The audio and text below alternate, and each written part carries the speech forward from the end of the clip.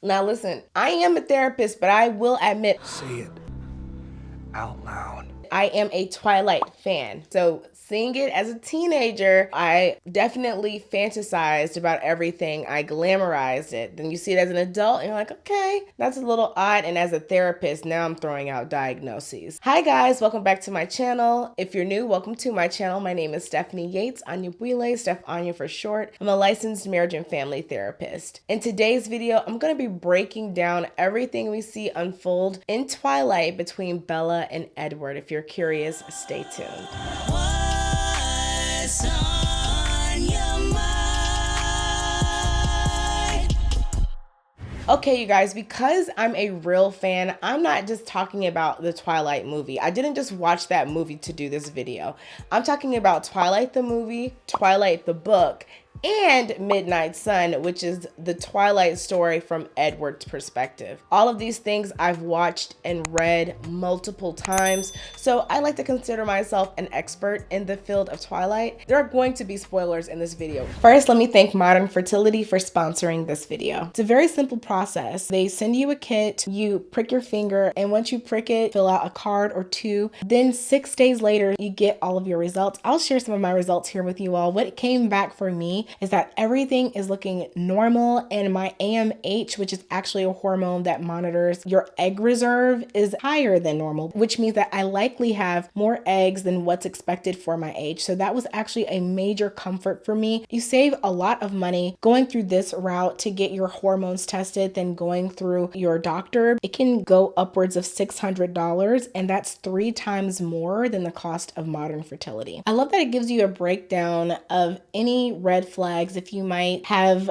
levels that suggest PCOS, for example, insight into your thyroid health, and then you can follow up with your doctor and let them know that you've already had some testing done so that if you need any further testing, you're not starting from ground zero. If you're interested in trying Modern Fertility for yourself, I have a discount link that is in the description box to get $20 off of your order. So without further ado, let's jump right in. Let's talk about Bella. We are introduced to her in the middle of a very drastic transition, probably one of the most drastic transitions that she'd experienced in life up until that point, which is leaving her mother and moving in with her father. So she's moving from a very sunny place, moving from a very familiar comfort person who is her mother. She describes as her best friend. Bella is the martyr in that any choices she makes are typically choices that benefit the people that she loves or even just likes over herself. So this choice to move to Forks was a choice because she wanted to allow her mother to be able to travel with her new stepfather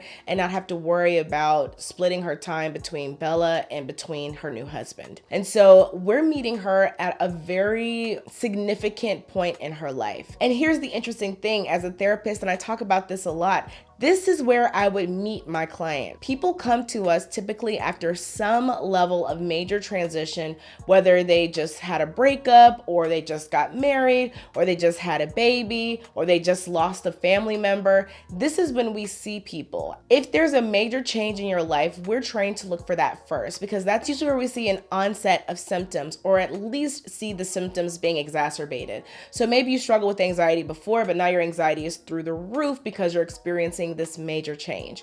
So that's the first thing that I definitely as a therapist would pay attention to with Bella. The decisions that she would make around this time of being in this new place might not be the best decisions because she's in the middle of what we would consider to be an identity crisis. When everything around you is changing, when the people around you are changing, you lose a sense of yourself. Why do I say that? With Bella's mom, she had a very clear role. She was what we call a parentified child. A parentified child is a child who is essentially acting as a parent, whether that be to other siblings or to the parent themselves. And so she took on responsibilities for her mom and even says in the books, you know, someone had to be the adult. So her mom is considered to be like this harebrained, wacky character who's pretty irresponsible. And Bella takes on the role of being that responsible, nurturing person. This is role confusion for her because she's not really needed with Charlie as she is with her mother. Charlie is her father that she's moved in with. Charlie has been self-sufficient for a long time. He's a loner. He and Bella have very similar personality characteristics, but Bella still has that desire to take care of him. I can cook. I used to do the cooking at home in Phoenix. Mom's not great in the kitchen. I remember. Thing about parentified children is that they really struggle with boundaries, right? So I imagine that conversations with her mother probably teetered on inappropriate at times, especially if they were best friends and Bella's a parentified child. And with Charlie, Bella takes it as her responsibility to take care of him, even though he's been doing fine taking care of himself for several years.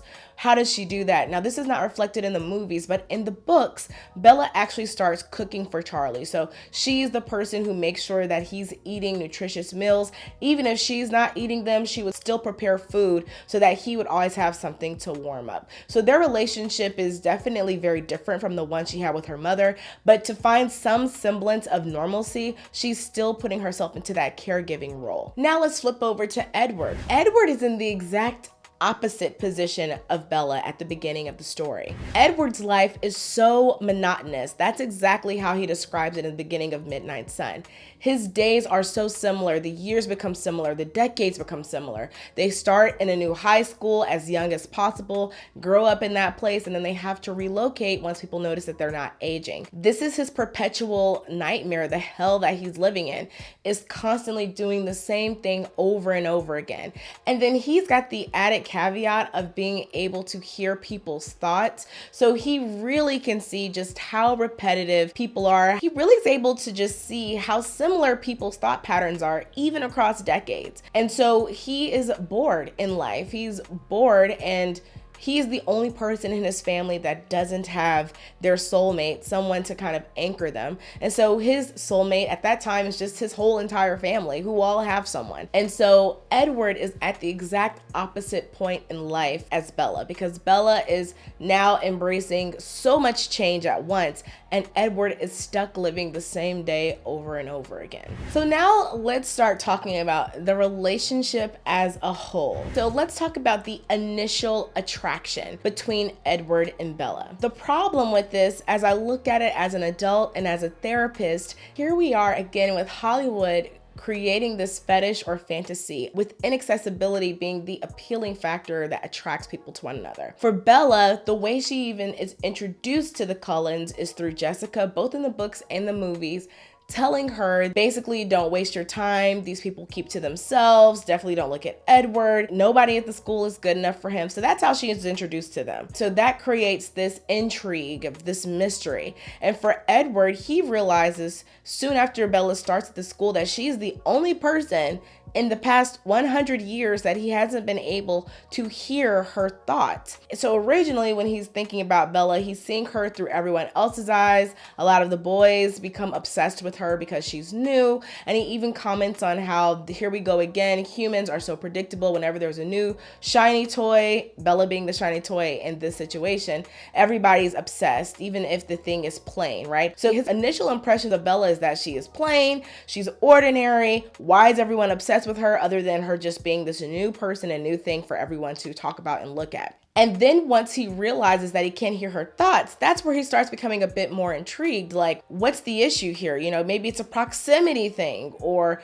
maybe her thoughts are just really quiet. He's trying to figure that out. So then the next thing that really starts to bring them together is when they're in class together. I believe it's biology class. That's the first time he gets a close sniff of her and realizes that she has one of the most appealing scents that he's encountered in his entire existence as a vampire. So that's another appealing factor, but again, it's inaccessibility. Why? Because Edward's desire for her is contrary to his personal values. The values of his family is they do not feed on humans, even though they're vampires, they feed on animal blood.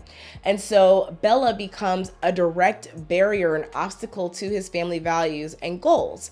And again, we see this idea in Hollywood where if a person is challenging our personal goals, then we should be more attracted to them. Hence why the bad guy is so romanticized in Hollywood, because usually they're trying to convince you to do things that you said you wouldn't do and you'd never do, all for the sake of adventure and passion.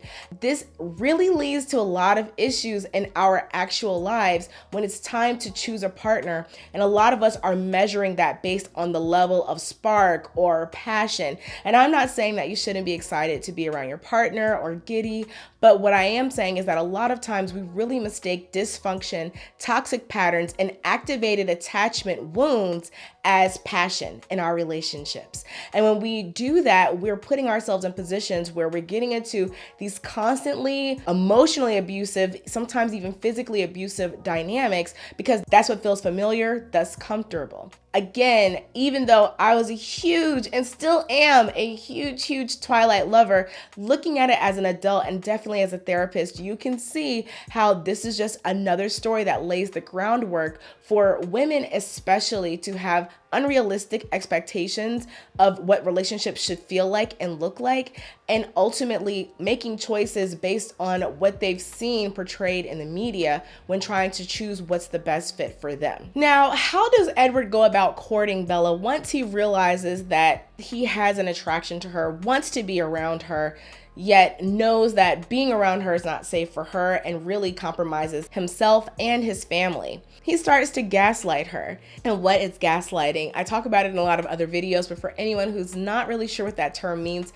it's a colloquial, not clinical term. I say it's not clinical because this is not the sort of thing that we're learning in textbooks. Maybe they're adding it to textbooks now, but it's based on a movie called Gaslight. I believe that came out in the 1940s, where they basically convinced this person that everything that was happening around them wasn't really happening and vice versa. And so that's where the term gaslighting comes from. So whenever you are trying to convince someone that something didn't or did happen, that they're certain of the opposite, that's really what gaslighting is cultivating this atmosphere of confusion so a person doesn't trust their own eyes, ears, and perceptions. So the one that always sticks out to me, there are plenty of examples of Edward gaslighting Bella, but even in the movie, when Edward says to her, "If you were smart, you'd stay away from me." But he says that walking up to her in the lunch line. And it's like, why are you coming up to her telling her to stay away from you? See, those contradictory messages are really difficult to navigate, is that you're doing one thing with your behavior and saying something completely different, such as being in a physically abusive relationship and someone saying, "I love you, you're the reason I'm doing this," and then hurting the person physically or emotionally. We could see this conversation happening in the real world too. A person who is constantly pursuing you, staying in your orbit, yet telling you, "If you were smart, you'd stay away from me." I could absolutely see that happening in the real world as well. Another time Edward gaslights Bella is when he saves her when a car is about to crash into her. She sees him. She knows that he was nowhere near her, and somehow he came out of nowhere. And bare minimum, if she didn't know that, she knows that a human being shouldn't be able to stop a truck coming. That is not something that you should be able to do as an average human. Yet, instead of Edward saying, "There are some things that I just can't explain to you," something along those lines, just to say, "Yeah, there are some weird things happening here, but I can't talk to you about it," he just says, I was standing right next to you, Bella. No, you were next to your car. Bella, you hit your head. I think you're confused.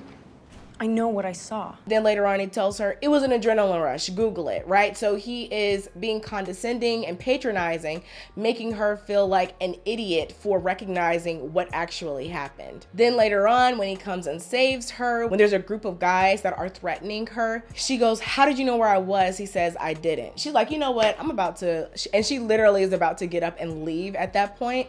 Because she's like, how much more lies can I accept from you? You know, I'm trying to give you a chance to level with me here. If you're going to do things that cause me to question you, be prepared to answer the question. So this relationship already started off on a bad foot because it's starting out with lies and being patronizing and condescending and gaslighting instead of being as honest as you can, even if you can't tell the whole truth. I mean, telling her outright, "Okay, I'm a vampire." Yeah, you can't really do that. But you could say, "There are some things that I cannot explain to you. It wouldn't be good for me, it wouldn't be good for my family, and I'm just gonna need you to trust me on that." I really think Bella could handle that, but Edward was not in a place where he could trust her, yet he's continuing to pursue her, where she's stuck with him, yet he's telling her that she shouldn't be around him. The next red flag of this relationship, again, I'm looking at things before they actually even became official, is the invasion of privacy. Keep in mind that for Edward, privacy is a very relative term because he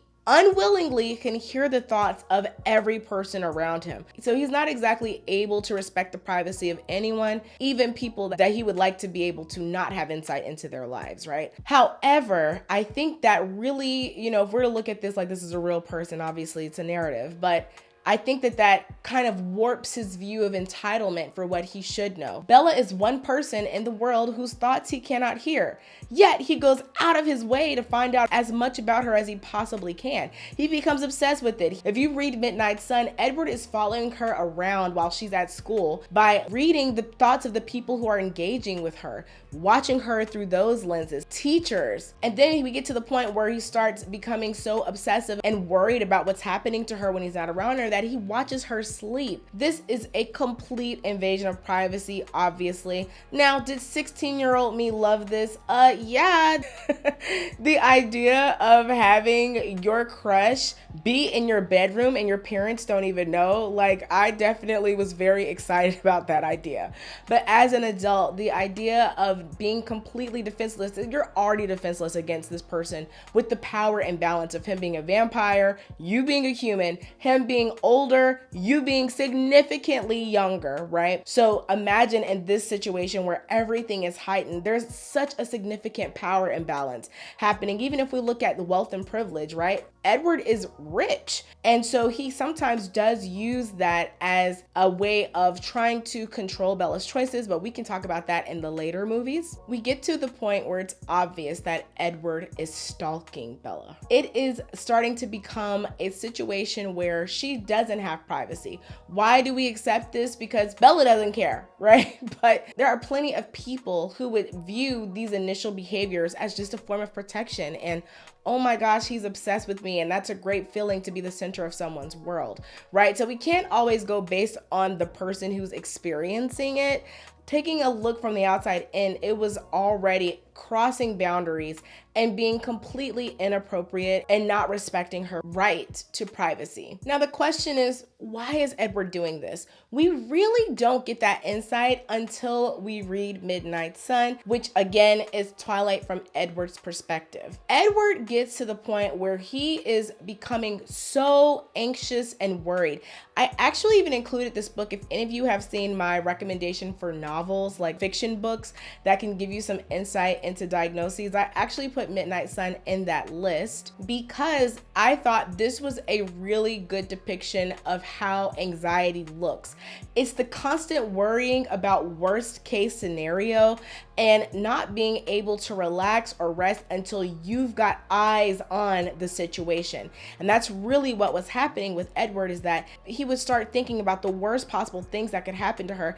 And Bella does seem to attract the worst possible luck. And so anytime he tried to abate his fears, he even says in the book, my reasoning for being this intrusive is wearing thin. I already don't have enough logical reasons to be this obsessive and this invasive. However, you can see that that doesn't stop him from doing it. And that's another issue that I see a lot of times, is that people think that just because a person has awareness of their toxic behaviors means that it's okay that they're doing it. It's like, oh, well, he acknowledged that it was not healthy for him to be doing this. But you all, that does not excuse or justify. If anything, that makes it worse that this person has full knowledge that the choices they're making are not respectful of the people around them, and yet they're still making those choices. So just because a person is remorseful or they have awareness does not mean that it justifies the actions. In the book, as Edward is trying to grapple with the strong feelings that he's having for Bella, he actually starts to morph that into hatred. He says, I hate the girl. But then he even immediately is able to recognize that that is projection. And I'll read the direct quote from the book. Though I hated her, I was absolutely aware that my hatred was unjust. I knew that what I really hated was myself. And so we see very early on, another toxic trait is that Edward projects his hatred and feelings about himself onto Bella because he hates that he has this desire to kill her. He refers to that part of himself as the monster. He is in constant battle with that part of himself. Is it at the point where I would give it a diagnosis of dissociative identity disorder? I mean, I know talking about fiction, but I don't think so, because I think that all of us have the parts of ourselves that we constantly are repressing. Part of you that wants to slap someone when they say something disrespectful, but you suppress that. It's like that, but compounded because his natural instinct is to be a vampire, which that means he's a natural born killer. And so I don't think that it would be worth the diagnosis on that end, but the diagnosis that I think would make the most sense for Edward and Bella as their relationship continues to grow is separation anxiety disorder. I'll read you a little bit from the DSM about separation anxiety disorder, just in case anyone else is wondering if this diagnosis applies to them.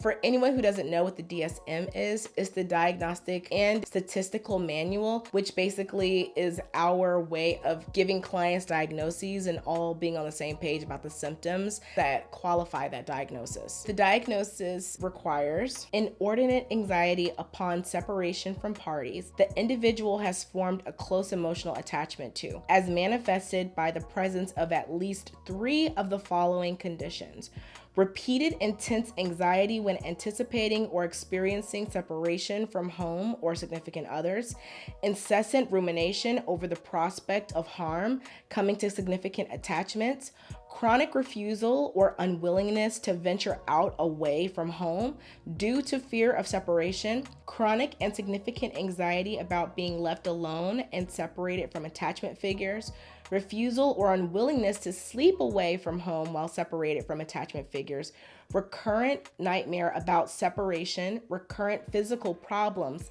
headaches, nausea, gastrointestinal distress when anticipating or experiencing separation. So if that doesn't give you the entire plot of the movie, nothing else will. Bella is having literal nightmares when Edward has to stay away from school, even before they were ever together, because the sun is out. She doesn't know about why yet, but there's even in Midnight Sun, she's dreaming and she's like, come back. She's saying his name, she's screaming. So we know, and we see a lot more of that in New Moon, where both of them are feeling so anxious when they're not together. As a matter of fact, after everything unfolded with the villains in the story, and Bella ends up in the hospital. But when Bella's in the hospital, in the movies and in the books, but a little bit differently in the books, Edward basically tells her, after everything that has happened here, you should go and be with your mother. You should live with her. And Bella's like, she starts becoming so frantic and panicking, like, what are you saying? Why would you say that? Her literal words in the movie are, We can't be apart. so we see separation anxiety disorder, but also obviously there's codependency that is being displayed here. If you are in a relationship, whether that's a friendship, relationship with a parent, or in a romantic relationship where your well-being is completely dependent on the well-being and acceptance of another person, that is codependency. You are having difficulty functioning as your own person. I have clients, for example, if they get into an argument with their partner, they become suicidal. That's an example of codependency.